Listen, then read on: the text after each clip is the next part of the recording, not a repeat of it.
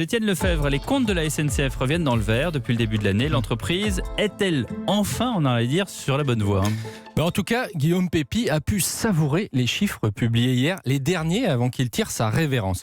La fréquentation du TGV est au beau fixe, plus 11% au premier semestre, comparé à 2017, car les chiffres de 2018 étaient biaisés par les grèves.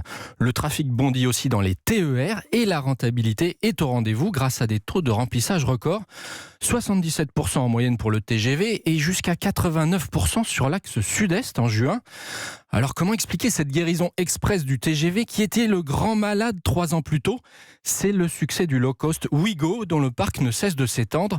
50% des clients qui l'utilisent n'auraient pas pris le train sinon. C'est le succès aussi d'une politique plus rationnelle, moins de dessertes déficitaires et des rames à double niveau partout où la demande est forte.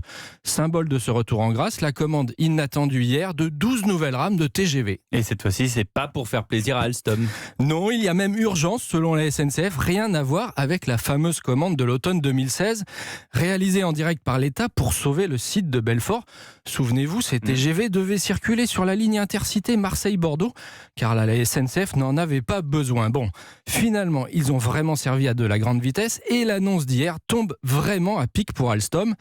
La SNCF avait déjà fait une méga commande de 100 rames de nouvelle génération, ce qu'on appelle le TGV du futur, mais pas pour avant 2023. Et en attendant, il y avait 2 ans de trou dans le plan de charge. Le trou est comblé. C'est un souci de moins pour Belfort où l'on est très inquiet de l'avenir du site de General Electric. Un tableau aussi lumineux, c'est rare concernant la SNCF. Je vous rassure, il reste des points noirs et des gros. Le fret d'abord. Le chiffre d'affaires continue de baisser malgré les autoroutes ferroviaires qui combinent le rail et le camion. Et puis l'ouverture à la concurrence approche pour le transport des passagers, avec la crainte de voir les nouveaux acteurs truster les lignes les plus rentables. Enfin, la dette grossit toujours à plus de 50 milliards d'euros. Alors l'État va en reprendre une partie, c'est prévu dans la réforme votée l'an dernier, mais en échange, la SNCF doit gagner en productivité et elle n'est qu'au tout début du chemin. Avec la réforme des retraites qui arrive, la fin des régimes spéciaux est programmée, le climat social sera lourd.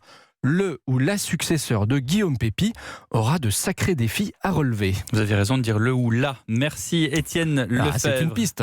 Rédacteur en chef au journal Les Échos.